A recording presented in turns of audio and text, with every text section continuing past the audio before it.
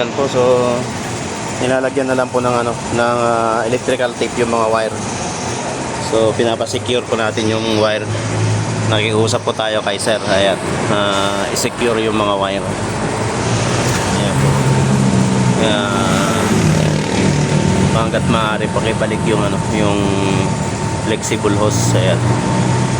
Nakiusap tayo kay sir, ayan, para yung wire ma-secure yung wire. Sir, yung condenser ko dyan hindi naman sobrang dumi. Yung condenser Ano? hindi naman sobrang dumi. Sobrang dumi. Ayun. Mataas na ito eh. Ha? Mataas. Kung minsan ini-sprayan ko din yan eh. Oo, pwede. Oo, kasi Huwag lang yung sobrang ano. baga ako marumi. Kaya kung minsan dinudukot ko ng yan eh. Hindi mo dapat sabog yung tubig. Oo, ganun nga yung ginagawa ko, sir. Sabog yung tubig. Kaso lang kung minsan may naglinis dyan, in-spray-sprayan dyan sa ilalim eh. Sabi ko, baka ako matamaan mukha ko yung condenser dyan. Hindi ko alam kung nagka-UP-UP na yung eh. Hindi ka alalo ah. Yung, ano bang tawag doon?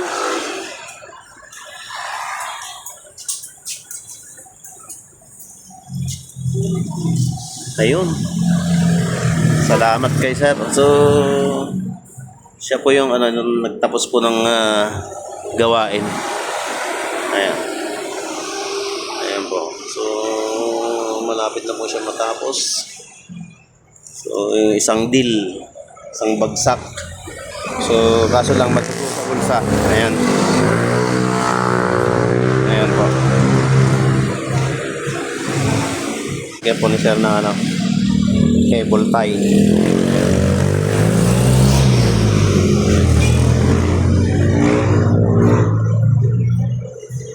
Para secure po yung wire. Ayan. Ayan.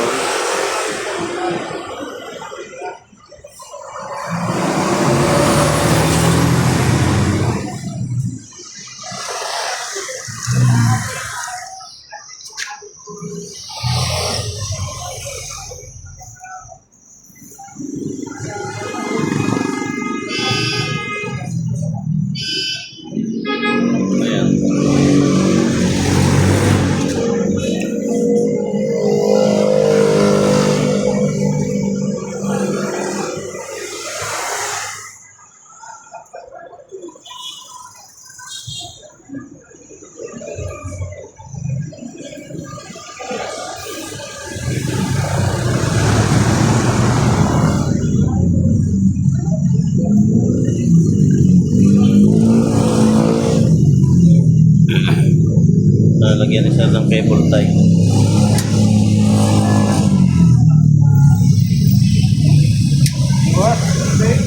Ayun. Panda rin. Ayan, so ite-testing na po natin. Ayan. So, finally, ito na po yung last na gagawin. Ayan, so papanda rin na po natin. Sir, panda rin ko na. Ayan. Aircon daw, sabi ni sir. Ayan, aircon. Ayun. So, check po yung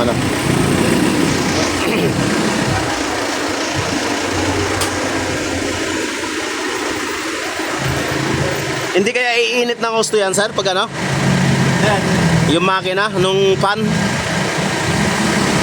Hindi siya mahirapan. Malaki yung pinapaikot.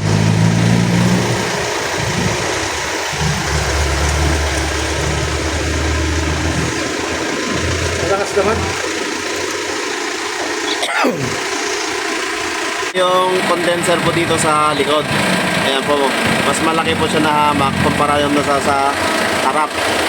So, ito po yung yung buga po ng fan. So malakas naman mga guys yung buga ng fan. Ayan o. Ayan.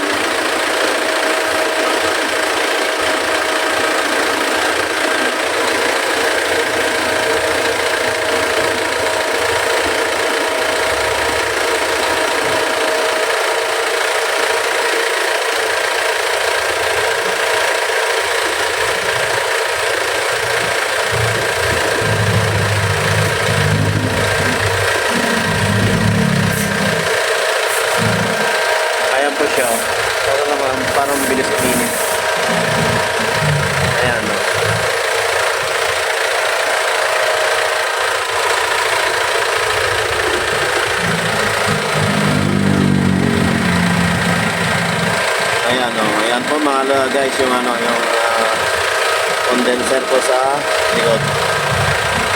Yung condenser doon sa likod, kinapa ko parang sobrang init. Malaki kasi yun. Malaki yun. Kumpara mo dito. Kaya umiinit. Oo, mas maraming umiinit daw, mas maraming pin. Ah, Kaya maliit lang yan. Halos kalahati lang yan. akala ko hindi kinakaya nung ano, nung pan. Malaki lang yun, mahaba. Kaya mainit. Kaya bigla kong kinapa to eh. Ito kasi tulong lang to sa. Kaya nakatuhod siya. Maliit lang yan, halos kalahati lang yan. Oo nga eh. Akala ko nag-overheat. Pero may sunod naman yun, lahat umiinit yan. Ayun. Nakakuha po tayo ng idea.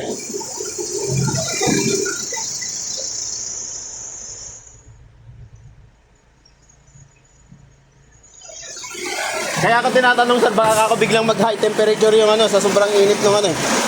Yung gauge ko sa harap. Kaya ako tinatanong.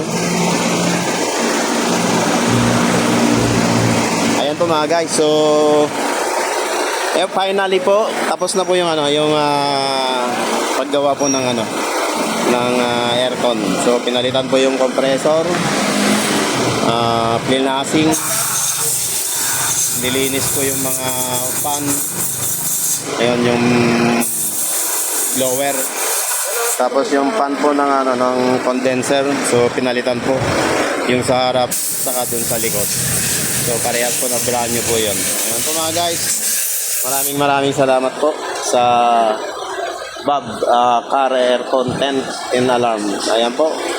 Dito po natin pinagawa po yung aircon po ng ano ng sasakyan. So yung mga tauhan po dito mga guys, so is okay po sila. So hindi po ako nagdalawang isip po na dito nagpagawa kasi sinasabi po nila kung hanggang saan po yung tinatagal po nung ano nung mga pinalitan. Ayun po, nag-automatic na po siya. Nag-automatic na po yung aircon. Ayan. Nagbago na po yung andar. Kumbaga humina po yung ano, yung accelerator po nung sasakyan. Ayan. Ayan po. Oh. So, gumana naman po ulit yung ano.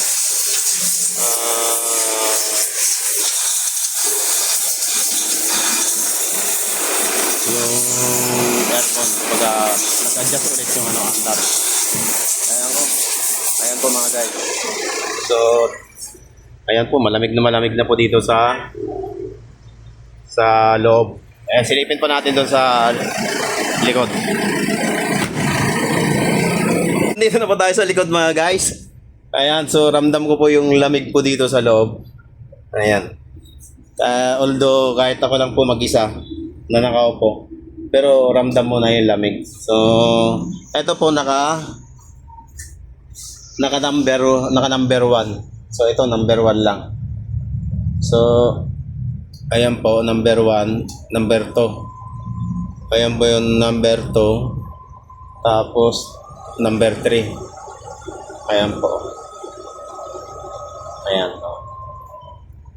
Ayan. Oh, ayan po yung nakaupo yan mga guys, ayan. Ayan po yung number 1. Ayan. Pag number 2, mas malakas po yung ikot ng ano, ng blower na maririnig. Tapos number 3, ayan. Medyo lumakas. Ayan. Tapos nag-automatic na po yung ano, yung